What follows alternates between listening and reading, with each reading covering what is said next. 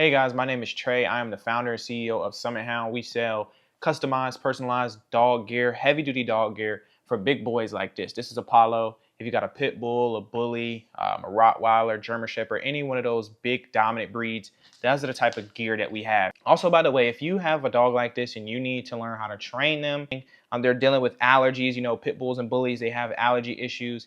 Or if you're looking to figure out how to properly feed them, we have a community where you guys can join and we'll teach you guys step by step how to train your dog. You'll be able to get on live calls to talk to a certified trainer to ask specific questions about your dog and their behavior. And then you'll also be able to get on a call with Amy and ask her specific questions about your dog's allergy and health. And she'll give you all of the different recommendations that you can use as far as home remedies and over-the-counter medicines to be able to solve the issue that they're going through so you can save some money at home. So if that's something that you're interested in doing, click the link in the description below and join the community. We'll see you on the other side. And today I want to give you guys 3 reasons why your pit bull or bully may be aggressive. So this can go towards pit bulls, bullies, but also all dominant breeds. This is going to be just general things that you can take note of for the couple reasons why your dog may be aggressive. Now, people label these dogs as aggressive dogs when really they're not necessarily aggressive.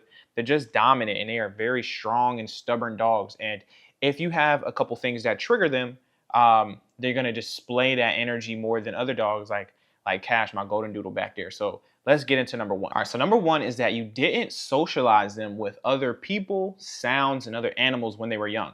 So typically what happens is you have a dog like this, and when they get older and they see other dogs, a lot of times these breeds may have prey drive, or because they're dominant, they may want to dominate other dogs like this. And that typically happens because you didn't really socialize them when they were younger. So now seeing other dogs or other animals or other people is strange to them. And what happens is typically when a dog is being aggressive, it means that they have some type of fear towards that object. They don't know what it is. So what they're going to do is bark. Or they're uncomfortable, they're going to bark, they're going to snout their teeth, they're going to growl, they may even bite. Because honestly, that dog may be scared and may be uncomfortable in the circumstance. Or your dog may be being very protective. And the thing is that you guys didn't practice in that environment or just be in that environment, whether that be a groups of people, whether that be other dogs, other animals. You didn't socialize that dog with that environment. So they feel the need to see that object as some form of danger and they feel like they need to protect you from it. So what I would say is if you have a puppy, or if you have a dog like this who may be already aggressive to some of these dogs, what I would recommend you do is go to a dog park. Don't go in the dog park. Go to the dog park. Allow them to see other dogs inside of the dog park playing. Give them praise and give them reward once they show demeanor of being relaxed, once they show demeanor of being chill or playful, because we want to try to relax the tension that is in their body when they see some of these triggers, right? The next thing what I would do is go to an actual park where they're going to be kids and practice the same thing. Let them see all the kids running around, screaming, and let them see a bunch of different people running up and down, going up and down the slides and stuff like that. And once they get comfortable with seeing that type of stuff, give them treats, give them praise, and reward them for being calm and in making eye contact with you when there's all of these different distractions in the space. Number 2, so your dog spends majority of his time in the cage, and when they get out, they become very overstimulated. This happens because these dogs are very high drive. They're ready to go. They're ready to have fun.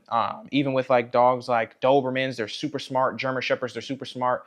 Malinois, these are dogs that need to be worked. So if you keep them locked up or you don't exercise them properly, they're going to become aggressive just because they have a bunch of energy that needs to be placed somewhere. So what happens is they displace that energy and redirect it towards the nearest person, the nearest dog, the nearest whatever it is. If that's what your dog is showing some type of aggression to you, that may be a reason that may be because of the lack of exercise and mobility and stimulus that you're giving to that dog. Ask yourself, if you spent all your time locked up in a cage, would you not be angry? Especially if you're one of these breeds who are ready to go. They're ready to they're ready to go. They want to play. They want to work.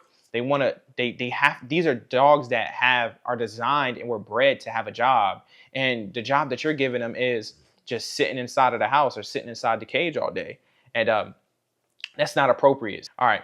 Last but not least is bad manners as a puppy. So when they were a puppy, you let them bark, you let them growl, you let them nip at you when you wanted to take something from them. Things like resource guarding, things like toys, anything that you wanted your dog to do, and in return they responded with a bark or they responded with like a warning bite. When you allowed them to do that as a puppy, you trained them that anytime they want to do something that is outside of what they want to do, all they have to do is growl. All they have to do is try to nip you. All they have to do is bark or even bite. And then once that dog grows up to be 75 pounds full muscle like Apollo, or 100 something, 120 pounds like a Cane Corso, 130, Borbos 180, all the way up to 200 pounds, that is not safe.